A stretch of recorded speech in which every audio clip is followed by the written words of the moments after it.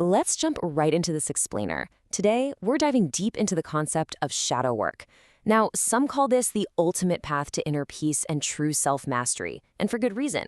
If you've ever felt like there's an inner war raging inside you, or maybe you found yourself repeating the exact same destructive patterns without really knowing why, well, you're absolutely in the right place.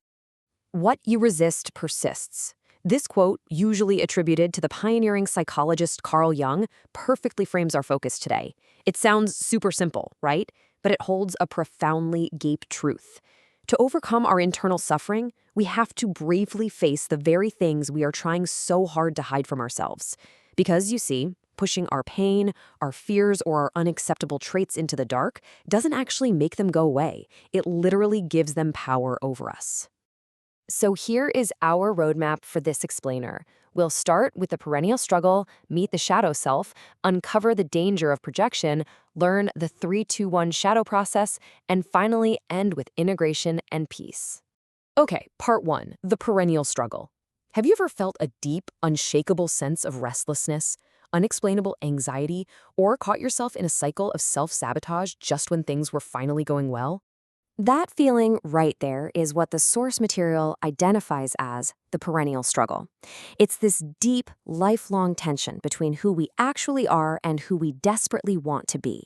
And, this struggle is universal. It's an inescapable pull between light and shadow, desire and fear, freedom and responsibility. It affects absolutely everyone, no matter how successful or put together they might seem on the outside. This struggle manifests in our daily lives in some pretty specific ways. Maybe it's a vague sense of existential emptiness, or overreacting to tiny emotional triggers. Or maybe it's avoidance, where we numb ourselves with work, entertainment, or bad habits just to escape the discomfort. I really want to point this out right away to normalize the experience.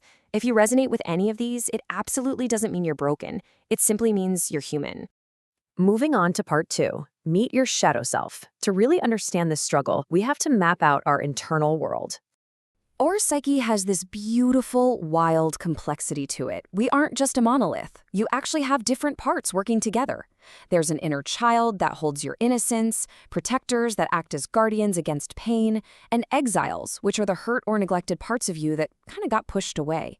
You also have your authentic self, your true foundation, and then, of course, you have the shadow. So, what exactly is the shadow self?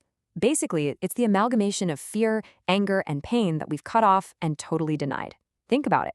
Since early childhood, you learned rules about what was acceptable so you could be loved and safe. Any trait, desire, or emotion that didn't fit those rules, maybe it was your anger, your vulnerability, or your selfishness, you shoved all of that into the dark gray corners of your mind. You essentially deemed it unacceptable. Which brings us to this fascinating insight from Carl Jung. He noted that when we try desperately to be good, wonderful, and perfect, the shadow develops a definite will to be black, evil, and destructive. Man, think about that for a second. Our fierce, exhausting attempt to be perfect is actually what creates and feeds this dangerous, hidden shadow side. You simply can't amputate a part of your humanity and expect it not to fight back. Part 3, the danger of projection. Because guess what? The shadow isn't content to just sit quietly in the dark. It actively sabotages us and our relationships in the real world. The source defines projection as unconsciously placing our own disowned, undesirable traits onto other people. We literally use other people as mirrors for the exact traits we hate in ourselves. For instance, if you're deeply uncomfortable with your own capacity for selfishness, you're going to constantly spot selfishness in everyone else, and it will absolutely infuriate you. It's your ego's way of defending your ideal self-image by constantly pointing the finger outward. Now, you can easily tell when your shadow is pulling the strings by looking at whether you are informed or affected. If someone is rude to you and you just think, wow, they must be having a bad day, you're informed. You're seeing reality clearly. But if someone is rude and you erupt with, how dare they insult me, I didn't do anything to them, you are affected.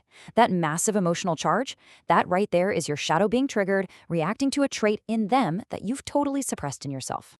So, part 4, the 3-2-1 shadow process. How do we actually fix this? The core logic of the 3-2-1 process is actually pretty simple. Reverse the rejection. When you pushed a part of yourself away, you turned it into an it or a them, a third-person entity. To heal, you have to systematically undo that psychological split. You literally have to turn that other back into you. Bring it back to the first person. The sources lay out these steps super methodically. Step 3 is describe it. You look at the person or trait that is deeply disturbing you and describe them in the third person. Step 2 is talk to it. You simulate a conversation and address that trait or person directly as you.